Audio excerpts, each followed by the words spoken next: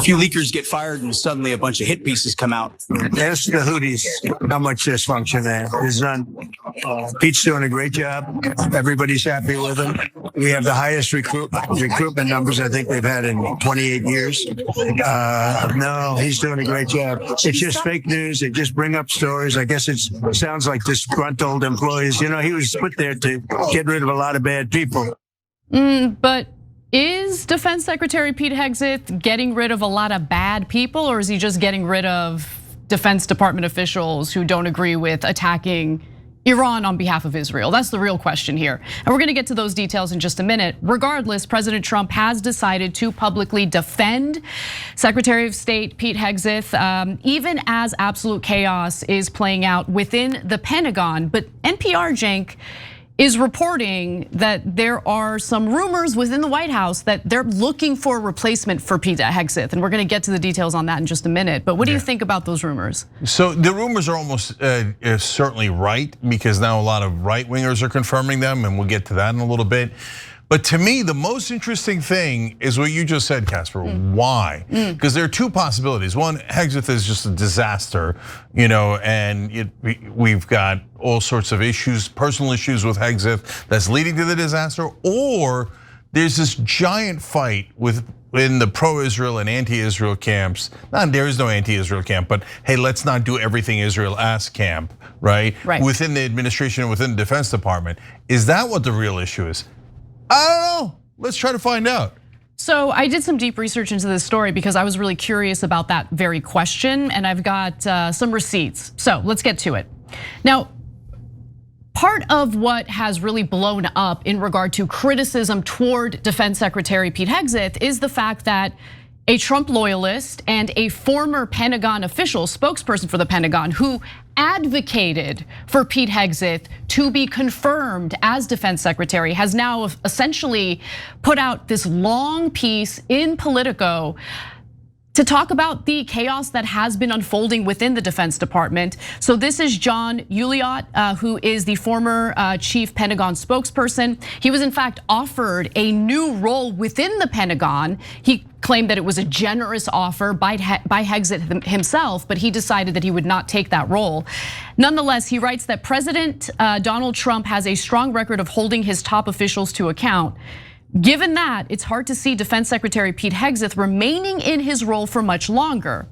So the fact that he wrote this opinion piece, again, is very relevant considering the fact that he is not some Trump administration hater. He's very much supportive of the Trump administration. He was supportive of Hegseth, but notice that there was a lack of real leadership in the Pentagon as a result of Hegseth, serving as Secretary of Defense. Go ahead, Cenk. Yeah, one quick thing about this guy, so you know he's legit.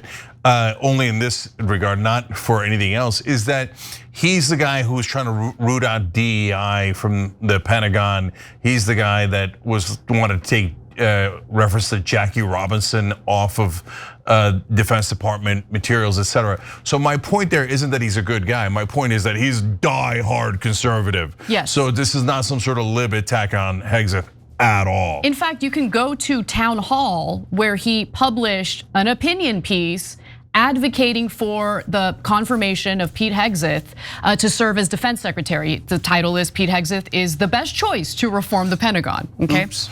So I'm sure he's regretting that now to some extent, but let's get to some of the other details that we know of at this moment. So he writes in this Politico op-ed that yet even strong backers of the secretary like me must admit, the last month has been a full-blown meltdown at the Pentagon, and it's becoming a real problem for the administration. Now, he calls out the Defense Department's firings that took place just last Friday, and among them were Pete Hegseth's most loyal senior staffers, including senior advisor Dan Caldwell, and then you also had Deputy Chief of Staff Darren Selnick, and finally Colin Carroll, who was the Chief of Staff to the Deputy Secretary of Defense. Now, in regard to those firings, Uliot writes that in the aftermath, Defense Department officials working for Hegseth tried to smear the aides anonymously to reporters, claiming they were fired for leaking sensitive information as part of an investigation ordered earlier this month. Yet none of this is true, he writes. So what does he mean by that? Well, apparently the Defense Department had said that it would conduct polygraph tests to determine who within the department was lying about leaking information to reporters. Now, at least one of the individuals who got fired has said that, look, none of us have had any polygraph tests. And the other thing that they've said is that one of them was told by former colleagues at the Defense Department that they were cleared of any wrongdoing and they don't have to worry about getting fired, and then they ended up getting fired. So the cover story is that they got fired for leaking, when that's not really the case. So why did they get fired? So then on Friday, Politico reported that Hegseth's chief of staff, Joe Casper, was also stepping down from his role, which is odd considering Casper is the one who called for the investigations into the department to determine who within the department is leaking information to reporters. And he was also the one who was advocating for a pause on intelligence gathering on behalf of Ukraine. So Joe Casper apparently didn't like those guys, said one defense official. They all have different styles, they just didn't get along. It was a personality clash. So right now, as we speak, Pete Hegseth, the head of the Defense Department, is presiding over a department where his two closest advisors for over a decade are no longer there. And he's without chiefs of staff for himself and for his deputy. So why did they get fired, Cenk? And it turns out there's infighting over the topic of going to war with Iran on behalf of Israel. You have the so-called interventionists, the neoconservatives who very much want to carry out what's in the best interests of Israel as opposed to the United States. And then you have the America First crowd who appears to be pushed out of the Defense Department. I'll give you some specific examples as to why. Go ahead. Yeah, so here's what we know and what we don't know. So we know for sure that there's a giant blow up at the Pentagon, right? So those is super weird for him to fire diehard conservatives and his allies for the last decade, right? So that doesn't make any sense at all. So there's a mystery there for sure. Okay, then number two is we know that the official cover story is not anywhere near true. And the guys that were fired and then had the leaks against them, they're like, not only what all the things that Anna said, they're like, we were looking forward to the lie detector test and then they never gave us one and then pretended that it was better. So the official story is definitely garbage, right? So that leads us to trying to figure out, so why are they actually doing this? That's the big mystery. So now, and by the way, as you heard me talk about it on the show earlier, when Laura Loomer went in and said we're going to oust, I found a list of the neocons and we're going to oust them. No. I thought that is super strange. She's massively pro-Israel. She is. And she's against the neocons? That story doesn't make any sense. No, it doesn't. And now I totally believe that was a total lie. That she had done an investigation and she wanted to root out anyone, within the executive branch that wasn't serving the America First agenda, because the America First agenda runs up against, it is counter to US foreign policy in Israel. And Laura Loomer loves US foreign policy in regard to Israel. So I just find it hard to believe that she worked to oust individuals who are neocons when her foreign policy preferences happen to align with neocons. Yeah, so there's something fishy about that story. So what did you find, Anna? Okay, so let's talk about this a little bit. So it's worth mentioning that the America First crowd that prioritizes the United States over Israel consists of the very people who are getting fired under these dubious claims of leaking, right? So Caldwell, for instance, supports a more realist and restraint-oriented national security policy, particularly in regard to Iran and also in regard to Ukraine. But for our purposes here, we're gonna focus on US foreign policy that suits the best interests of Israel as opposed to the United States. And it's also been reported that there is an open clash among Trump's inner circle over whether or not the United States should go to war with Iran or attack Iran on behalf of Israel. Also, this was reported by Responsible Statecraft. That's the publication that's aligned with the Quincy Institute. Daniel Davis said he lost an opportunity to work for Director of National Intelligence Tulsi Gabbard after Jewish Insider magazine and other neoconservative voices called him out for his opposition to the war in Gaza and warnings about military conflict with Iran. And there's some more reporting about this. For instance, we know, and we've been knowing, about how the Israel lobby has been trying to oust Steve Witkoff from Trump's administration. Steve Witkoff, of course, was the individual who pressured Israel to sign a temporary ceasefire deal with Hamas. That kind of fell apart in the end, but there was a temporary halt in the fighting. But Israel didn't like that. They didn't like that pressure. And ever since then, they've been trying to oust Steve Witkoff from the Trump administration. Also, here's a post from Sagar and Jetty, which I think is relevant here. New from me and Ryan Grimm, Mike Waltz put a former Israeli Ministry of Defense employee on the Israel and Iran portfolio in the National Security Council. NSC confirmed her employment and describes her as a patriotic American. No, she's literally an Israeli. I mean, she might be an Israeli American, but she was on the Ministry of Defense of another country. I don't care which country, like the Saudis, the Norwegians. No, you served already in a defense department. Yeah. And it wasn't ours. I mean, that's insane. That's insane on so many levels. So a quick clarification, because it is relevant to Pete Hegseth's role in all of this, right? The NSC is not within the Pentagon. NSC is a completely different federal government agency, although it is the federal government agency that is tasked with advising President Trump on foreign policy and national security. Yeah, so thank you for the clarification on the defense. So she was in the Defense Ministry of Israel, yes, right? Yeah. Now in the National Security Council. I don't care. Look, guys, I don't care if they're British. I don't care if they're Canadian. I don't care what other country they're involved in. You can't be on the defense ministry of another country and then come and serve in a super important national security role in our country. So calling into the dual loyalties, questioning the dual loyalties of Jewish Americans or Turkish Americans or any other Americans is unacceptable. But this is not just a normal citizen. This is someone who worked for their defense department. Mm-hmm. That's Do crazy. you think she's going to be unbiased when it comes to Israel? I mean, come on, don't be ridiculous. That's insane. It's insane. Right. We never allowed for any other country. So look, I don't know if Pete Hegseth was behind ousting his top advisors, right? People who he has close relations with or relationships with for over a decade. I don't know what's really going on or who's making the decisions to purge individuals within the Defense Department in particular. But to me, it's becoming more and more clear that the pro-Israel side is winning this war and basically succeeding in pushing out the individuals who are like, yeah, maybe we don't go to war with Iran on behalf of a foreign country. That's not going to be in the best interest of the American people or our military. And by the way, speaking of Mike Waltz, remember Mike Waltz was the guy who included Atlantic journalist Jeffrey Goldberg in that Signal chat that got Hegseth into a lot of hot water. Interesting how he hasn't been fired, right? But he's also the guy who has put that former Israeli Ministry of Defense employee, in the NSC. Yeah, so look, there's things we know and don't know, right? So Mike Waltz is neocon, totally in favor of Israel.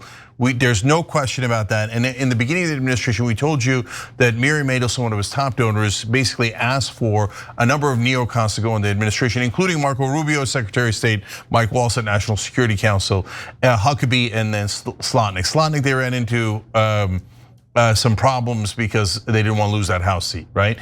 So, and then Pete Hegseth we had as, historically has been very pro-Israel, more militaristic, etc., yes, but was not as clear as the others, right? So now, to give you a sense, again, this is not about dual loyalties or anything like that. Steve Witkoff is also Jewish American, and so, but Israel's apparently trying to oust him because he's not sufficiently loyal enough to Israel, which bless his heart. I mean, that's you're supposed to be representing us, and he is. So don't ever take it out on our Jewish American brothers and sisters, right? Yeah, I wouldn't even say that he's not sufficiently loyal to Israel. He just wanted to broker a ceasefire deal, and Israel didn't like that. Yeah, and by the way, you're absolutely right. I can make an argument for that is much better for Israel. 100%, yeah. But he's not sufficiently loyal to the lunatics currently running the Israeli government. Exactly. Right, and so I'm gonna add one more piece of data to this, which is that the other day, Mark Levin got appointed to a government post, and I was like, God. Mark Levin? Mark Levin is the most Israel first guy in all of American media. He makes Ben Shapiro look like he's part of the Gaza resistance. And he was furious that we didn't attack Iran, furious whenever we don't do anything that Israel commands. Right. And he got appointed to a Homeland Security Advisory Council. So there's movement here, guys. Yeah. So and remember, just last week, we reported a really piece of good news, which a huge piece of good news, which is that Trump refused Netanyahu's request to bomb Iran. For now. Right, for now. And now that things are not going in the direction that Netanyahu wants, all of a sudden, chairs are getting moved around in the Trump administration. And people that are more likely to say, oh yeah, we should definitely attack Iran, are being brought into the room. And the people who are saying, hey, maybe we should serve America first, are being moved out of the room. So I want to just go back to this piece that was written by Yuliot, because he, also mentions all of the other foibles that have gone on in the Defense Department under Hegseth leadership. Obviously, there's Signalgate, where they're communicating. Okay, administration officials are communicating about an impending strike on the Houthis in Yemen. But now it turns out, according to a new New York Times piece, Hegseth also shared sensitive details about military operations in Yemen in another Signal chat that included family members, namely his wife, and I believe his brother as well. So, and his lawyer. Which, what are you doing? What are you doing? So that news also led to this fury within the Trump administration about the leaks that have been going on, because that report doesn't happen unless someone leaked it to the New York Times. But nonetheless, the leaks, I think, are less of an issue. What's a bigger issue here is that you have all this influence from a foreign government, leading to personnel decisions within our very own Defense Department, and that's unacceptable. Yeah, and by the way, I mean, the reporting on this has been really miserable, because they're talking about, oh, there is a massive upheaval in the Defense Department. Yeah, but why? But why? But like literally no article talks about why, which by the way, is honestly another sign that it's Israel, because the one thing you're not allowed to talk about in mainstream media is Israel. So, or money in politics. Those are two issues you're never allowed to discuss, right? So like you're telling me there's a massive upheaval in the Defense Department, and not a single mainstream media reporter that covers the Pentagon and the White House has any idea why. Nah, that doesn't make any sense at all. And it gets worse. Hegseth brought his wife, a former Fox News producer, to 2 separate meetings with foreign military counterparts where sensitive information was discussed. So this is separate from the Signal chat. And also the Pentagon, as we know, set up a top secret briefing by the Joint Chiefs of Staff on China, specifically for Elon Musk, who has business in China. The White House, though, did call that off after they caught wind of it. So how is Pete Hegseth handling all of this news? Well, he's handling it the way you would expect him to. Let's watch. Well, what a big surprise that a few leakers get fired and suddenly a bunch of hit pieces come out from the same media that peddled the Russia hoax. Won't give back their Pulitzers. They got Pulitzers for a bunch of lies. Pulitzers for a bunch of lies and on hoaxes, time and time and time again. And as they peddle those lies, no one ever calls them on it. See, this is what the media does. They take anonymous sources from disgruntled former employees, and then they try to slash and burn people and ruin their reputations. Not gonna work with me, because we're changing the Defense Department, putting the Pentagon back in the hands of warfighters, and anonymous smears from disgruntled former employees on old news doesn't matter. So before I go to Cenk for comment on the clip that we just watched, now that I've seen this on a bigger screen, it does appear that Pete Hegseth's sideburns are even. It's just that one of them is more gray than the other, so it looks shorter than the other. Important point to mention. It's a big debate on Twitter right now. Go ahead, Cenk.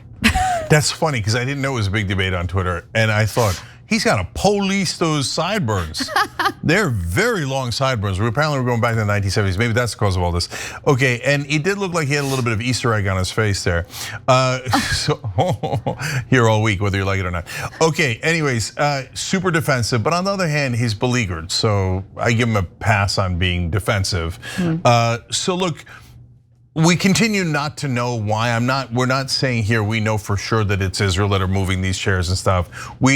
But we know that it's not the official reason, and there's that speculation. By the way, there's other speculation. There could be other reasons, right? So some of our members are speculating whether it's whiskey leaks, and I don't know that that's fair. And maybe that's the reason the mainstream media isn't giving a reason, because they heard that, but they don't have enough sources to confirm it. You know what I'm saying? Yeah, can I just, okay. I don't think we should be poking fun at his substance abuse issues. Okay, like I get that, he's a baddie because he's on the other side of the political aisle. Let's be kind to people who struggle with substance abuse issues. I agree with that in general, of course, right? And we're good libs, and we're not gonna hold anything against good folks who are struggling with issues.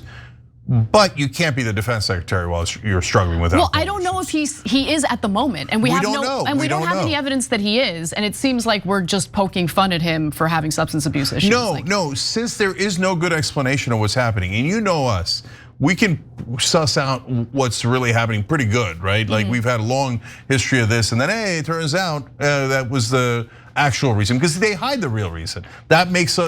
That's why we have to dive in and try to figure out what the real reason is, right? Yeah, the real reason is Israel. Yeah. Okay, I would bet my money on that. So that's your theory, and it's a very good theory, right? And I'm just stating another theory, not because I have any information in that regard, but just because it's such a giant mystery as to why all of these things are happening at the same time. So I get why the members are speculating about that. Every time you ring the bell below, an angel gets his wings. Totally not true, but it does keep you updated on our live shows.